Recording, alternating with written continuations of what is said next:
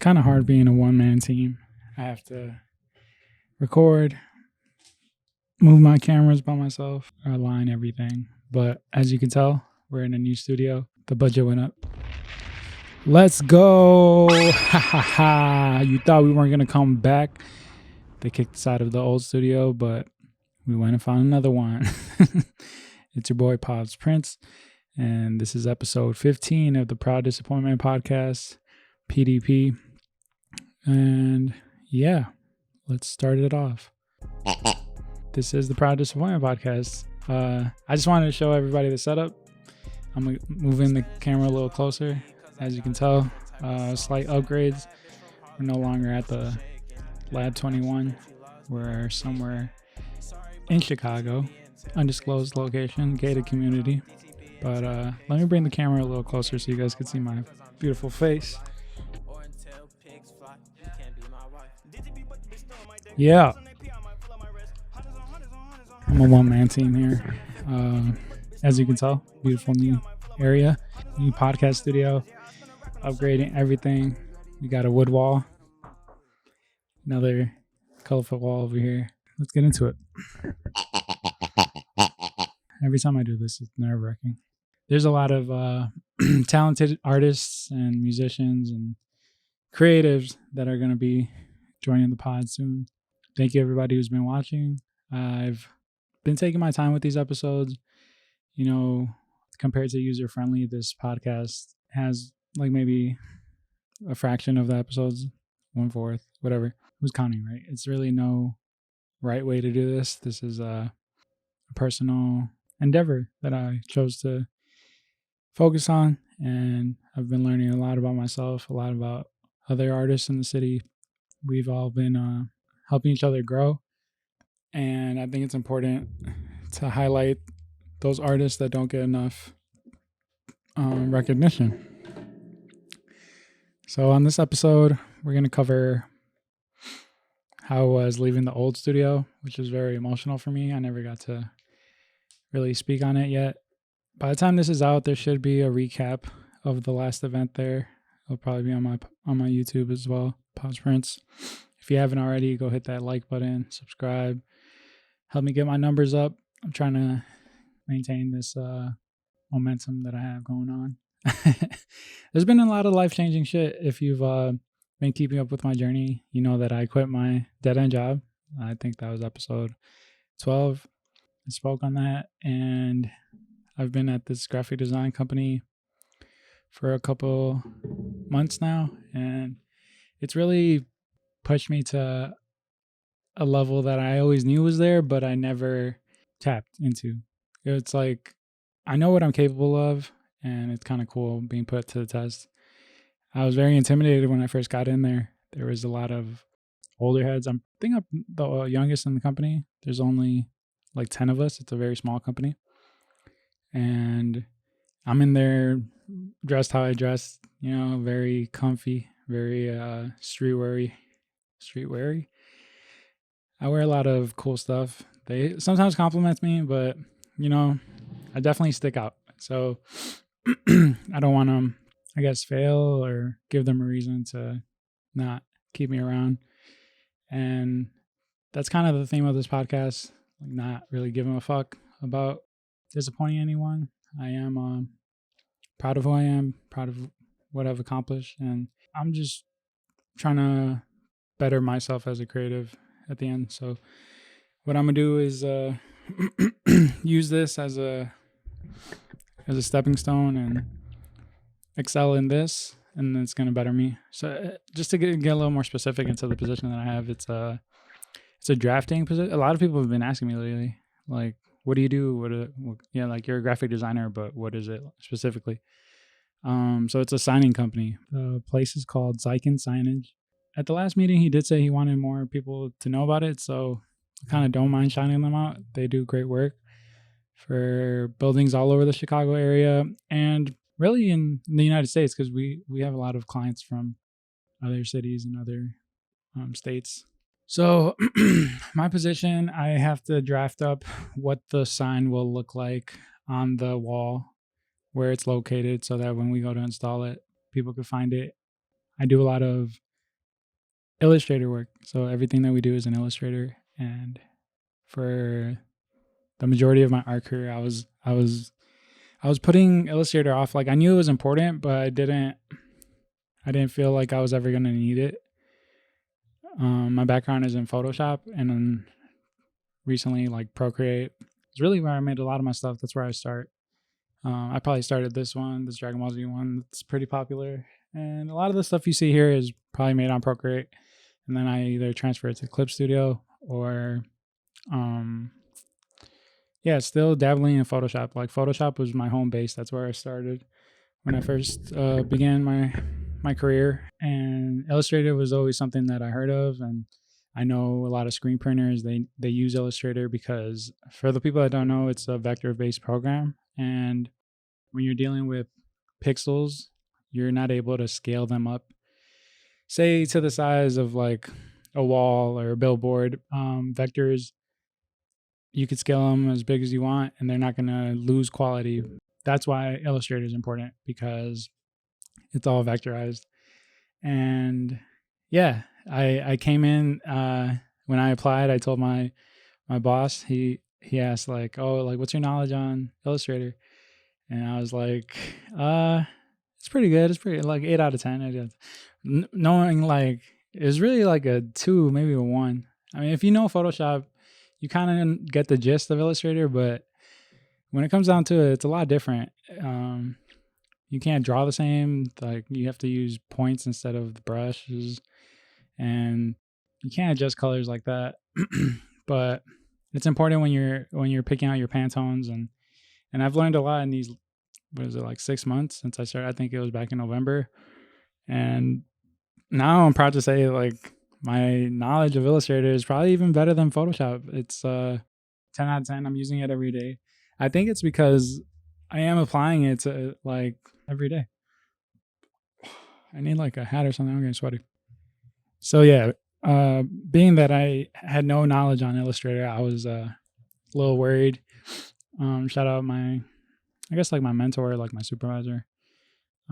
She's been a big help in teaching me Illustrator, and then it's cool because I'm able to sometimes teach her things that I learned or make her life easier. There's actually a moment yesterday where I had to make an image larger than what we had. So someone provided the artwork, and they wanted it larger than we had it. Normally, you would throw it into Photoshop, you would copy the edges and maybe use the stamp tool to duplicate like patterns and stuff.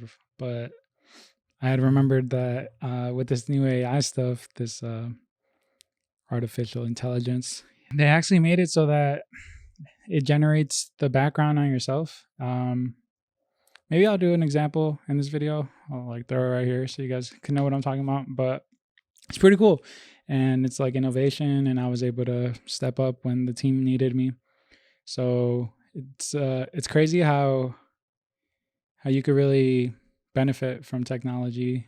I think a lot of times we're afraid, especially as an artist. I think a lot of old heads will always try to make it seem like traditional work is better. I started off drawing stuff on my laptop, like I said, Photoshop, and so many people might not consider it as good as art.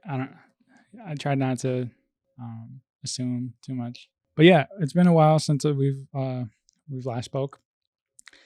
The Tony interview was back in, I want to say like May. It was right before my birthday, and since then we've had a lot of life-changing news. We kind of touched on it on the pod, but I am having a second baby. Let's go. Drop a bomb for my baby mama, for my new son. We actually got a name picked out. I'm not gonna put it on the pod yet. You guys are gonna have to wait for that. But I'm excited, and it's a whole different life circumstance since my first baby. Shout out Lucas. He's a legend. And I used to always say like, oh, he's my only one. He's my only one. And I was thinking about like, I used to think like maybe I was gonna be one and done. You know, I wasn't too eager to hop back into a relationship. And even though this is probably really personal, but I actually prayed for a woman prior to meeting the mother of my child. Shout out Aurora. And shout out baby number 2. Uh, we're excited. We have so a lot of big life changes have been happening. Um, prior to that, I moved in with my girlfriend. We've been living together for a couple months now. I want to say like back in March. So we've probably been living together for 5 months now. And it's been a journey. It's been beautiful and frustrating. It's been a learning lesson every time. I have to watch how I react. I gotta watch what I say, not only because she's a woman and I have to respect her, right? I've been alone for the majority of my life. I'm an only child. 23 years. I didn't really have to have any responsibility besides keeping myself alive. Then I had Lucas, and his life was in my hands. I have to provide for him, obviously. Shout out his mom. She does a great job too. And we raised an amazing kid. He's 5 years old, but he acts like a teenager. He's old, like he's wise for his age, you know. And it's been an amazing journey. And I guess since me and my girlfriend got together, we've kind of been ready for a child. It makes more sense to me now why I would want a kid at this age, why I would want two. Even 3, like I'd be down to have another one prior to 30 because the way my body has been reacting, I feel like it's only going to get worse. Like my youngest years are behind me, and not that my body's deteriorating. Like I do feel better. I'm going to the gym frequently, but I'm not gonna risk. I'm acting like I planned this up. It wasn't too planned. It was. We've talked about it. We joked around about it, and I wasn't not trying to have a kid, right? So, I was ready, and we have a baby on the way, and I'm excited. We're getting the house ready. So, that's what I was saying. So we moved out. Well, I moved out of my parents' house. That was a big step, right? My parents have been my best friends for my whole life, and now my girlfriend's my best friend, right? She's always there. She's the first person I see when I wake up, the last person I see when I go to sleep. It's been beautiful, and so we haven't found our home yet. The place that we're staying at now is temporary. I think one of the big goals that I had this year was to get a home, and that seemed almost impossible with my current income. And it's really spending habits. I think if I was really to double down on spending less and focusing on raising that money and saving, I could afford it to pay a mortgage right now. But obviously my girl isn't working at the time. She's not gonna be working for a while. She's gonna be creating life, and I'm in a weird position where I have to step up and really be the man of the house. So it's been stressful. It's been exciting. It's everything that I knew was going to happen. It's happening now, and I'm really trying to slow down and take a deep breath every chance I get. There's a lot of times where I feel like it's too good to be true, that I don't belong in these rooms. I get a lot of imposter syndrome. Working at my last job for 4 years, I wouldn't say I hated my life, but I was so used to saying I hated working there. And it was like, it motivated me because I wanted to get out of that. And I feel like I made some of the greatest art that I could have at the time. I made a lot of pieces because I wanted to get out of that situation. And now I have a sort of a creative block when it comes to art. I'm trying to really dig deep and make it personal, but there's a lot of times where I feel like the best art comes from struggle, and at the moment I'm pretty comfortable So I have a love-hate relationship with comfortableness. I have a love-hate relationship with trying to be where I want to be, because it seemed like I needed a purpose. The place where I'm at isn't the biggest. 2 kids is a handful, and we're looking forward to buying a home either this year or next year. But that's the thing. Like lately, I've been noticing that I need to really set my intentions on what I want, and if I don't, then nothing's gonna happen, because everything I've gotten, everything I've accomplished is because I wanted it. God gives you what you want, not when you want it, right? But if you don't ask for it, or if you don't set your intentions, you're not gonna get it. So I'm really trying to figure out what I want. If I do want a home, or if I would be better off just renting. I feel like everything's so far away. Like if I get a house in the burbs, like I still gotta drive to the city to work. All my friends are in the city. Now we gotta. Not only am I thinking about my parents, but I'm thinking about my girl's parents, and they're also in the city. So we have to find a common ground or somewhere in between, so that everybody gets to enjoy this new baby, and we all get to live as comfortable as possible, right? Um, so buying might not even be the answer. I could be renting and saving up to rent an even bigger place, and just keep renting until I'm 40, right? I don't know why we put so much pressure on ourselves to buy. But let me know what you think. Do you think it's important to buy stuff? Do you think it's important to rent and save? If you're not, yeah, just let me know what you think. Should we rent? Should we buy? What would you do if you have a baby on the way and you already have a son? Other than that, it's been hard managing 2 podcasts at the same time. My clothing brand, my art brand, it's all the same thing. It's all me. It's all, how much am I willing to spread myself? Is it going anywhere? Am I wasting time focusing on this when I should be doing that? I have a hard time saying no to things. Just recently, I had 2 commissions that I was kind of iffy on, but they're both like friends. So I was like, yeah, I'll do it. And it ended up taking longer than I wanted. But when I was done with them, I was so relieved. I was like, finally, I'm free. It's been weighing on me. Like, it's weird. Commissions, I damn near can't take them unless they're over a stack, because it's just not worth it. I feel like I'm always so exhausted mentally.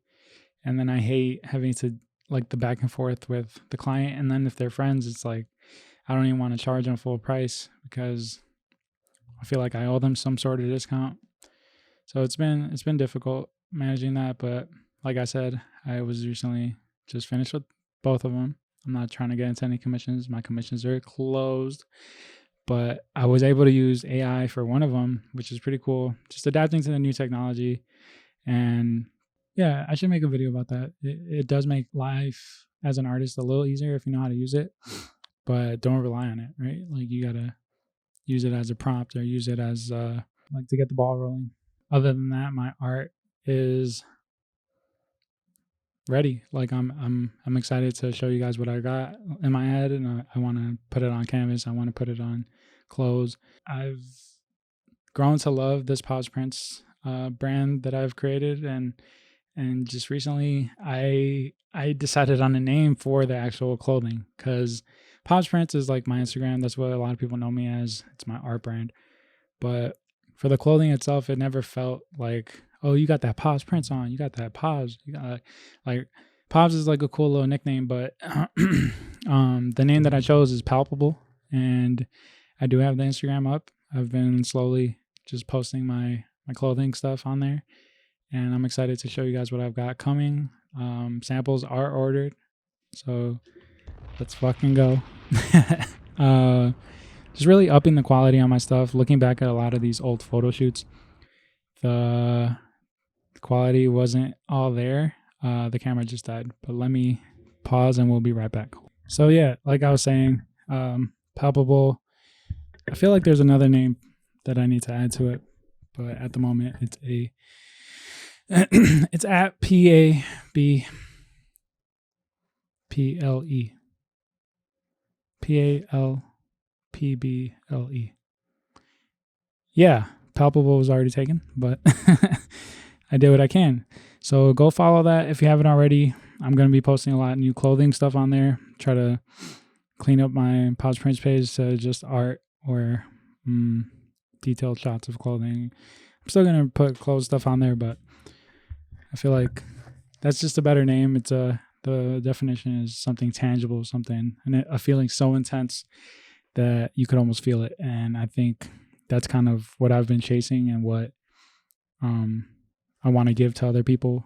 I want them to be able to feel my clothes and spread that feeling to others. You know, it's hard running a clothing brand. I don't think you can do it on your own. I think I do need a team. So hit the emails. I'm willing to interview people, or if you want to be a partner, I'm all for community, baby. Let's work. So that's been giving me a lot of joy lately. New baby on the way, new everything, new home, new studio. I've been trying to stay present and focus on what I really want to do with my life. Like I said, I want to set my intentions, and it's important to do it for the right reasons. A lot of times I see other people post their clothing or they post their art. I'm like, fuck, like I just really want to shut them up. Like not necessarily shut them up, but just like I need to show them that I'm capable of not even doing the same thing, but just like my version, right? But that's the wrong reasons, and I gotta stay away from that energy. I know that as corny as it sounds, I am in my own lane. There's no one like me. Young immigrant from Colombia, artist, talented artist. I edit my own videos, podcaster, right? Pop-up enthusiast. I just feel like I have a story to tell and I need to tell it, and I can't let anybody else get in the way of that vision, or me trying to prove myself to others is never the right thing to do. Yeah, you know how people will randomly just ask you like, "Oh, are you happy?" Or like, "Why you look so sad?" Or just recently, my mom had asked me like, "Are you okay? Why are you so serious? Why are you so serious?" And I just think like I'm focused, right? I'm grinding. I might not exude happiness at the moment, but I am happy. That's such a very weird question to ask somebody like, "Are you happy?" I don't think I've been seeing a lot of TikToks lately and reels. I don't know if it's because I'm talking about it or what, but they say like happiness is fleeting, right? Like that's not something to focus on. So that's what I think. I don't think we should chase happiness. I think we should chase like balance and stability. I think that's what makes me happy, knowing that I've got X amount of years under my belt, and I have a great community that supports me and pops out to these events and shops and watches these videos. That gives me joy. I have a family that's super supportive, and my son brings me joy. My next baby is gonna bring me joy. So it's like moments of joy, but there's also moments to be serious, and I think that's when work needs to be done. That's what I'm doing. There's actually a show on Netflix. I don't know if there's only one episode. It might be like a 2-part show or something, but it's called Zom 100. It's like an anime. And in the show, this guy got hired for the job that he's always wanted, right? So he starts off super motivated, but they ask him to work long hours. The bosses are dickheads. There is one girl that he like is in love with in the same company, but he was always too scared to tell her how he felt. And I think she was like getting fucked by the boss. So she was like his mistress. It's called Zom 100. If you haven't, check it out. It's pretty cool. In it, spoiler alert, there's a zombie apocalypse, and this was at his height of his busiest like time at that job. He was stressed every day. He was barely getting enough sleep. And it's like everything that he asked for, he finally got.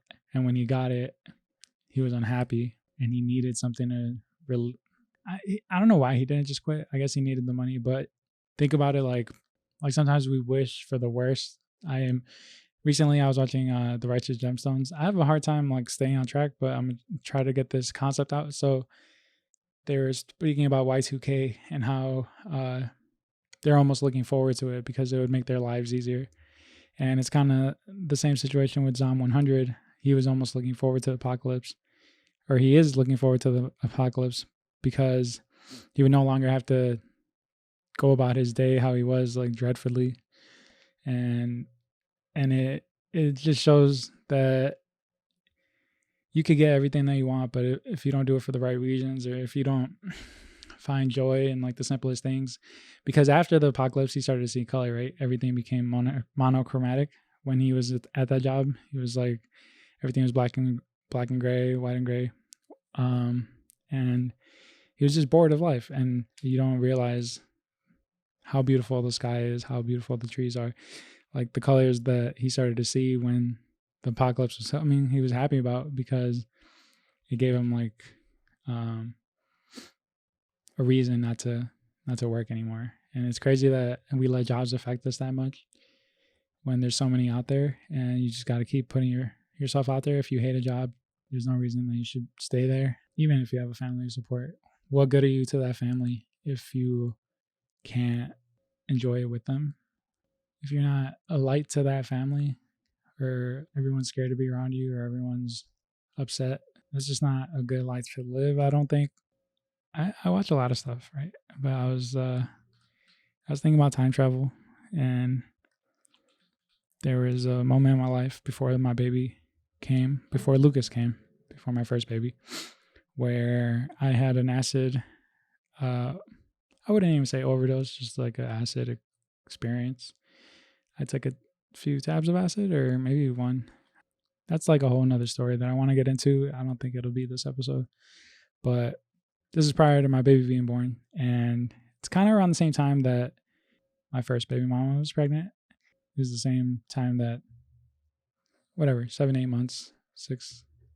I thought about time travel today, and I've been having a lot of deja vu instances, and I'm thinking about how everything led me to be here, and how I had to go through the steps of having my first kid to have my second kid. If I didn't have my first kid, I wouldn't have my second. And it's just everything had to happen the way it happened, and it all led me here for me to not be grateful, or for me to think that I'm an imposter, that it's too good to be true, is bullshit, frankly. I think I need to accept my blessings, and accept the help that is offered to me. Even though I do feel like I do everything myself, there are great people around me, and maybe I just need to ask more of them and rely on others too. I think I have to do everything myself, and that's not always true. I just need to ask the right people, right? So, like I said, hit the email if you want to be part of this. If you want to be, I'm literally in this room by myself, right? If I had someone else here, maybe the podcast would be a better experience. I do have some guests coming on, but some behind the scenes help would also be appreciated. Editing takes a lot of my time. I would love to just come on here and talk my shit and then not worry about it anymore. But I know that's going to take some time. Until then, I still got to edit all my stuff, and I don't mind it. I'm learning so much. The only way for me to learn is through experience. So I'm happy with what I've been able to accomplish. I was just thinking today too that this job has literally paid me to learn a software that I've always wanted to learn, right? So it's paying me to get better at Illustrator. It's paying me to become the best artist that I can be. And I really appreciate it.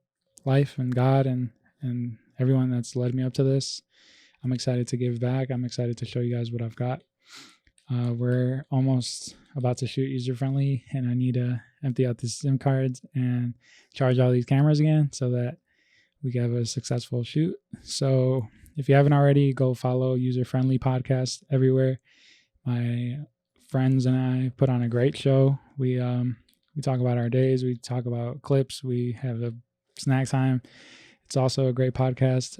And subscribe to this one too. We have a lot of cool artists coming on, episodes 15 through 20. So I'm excited to show you guys who they are and what we could talk about, what we could get to the bottom of, and build a community of talented people. Let's keep on working. Thank you for listening. Thank you for subscribing. Hit that like button. Love y'all. Peace.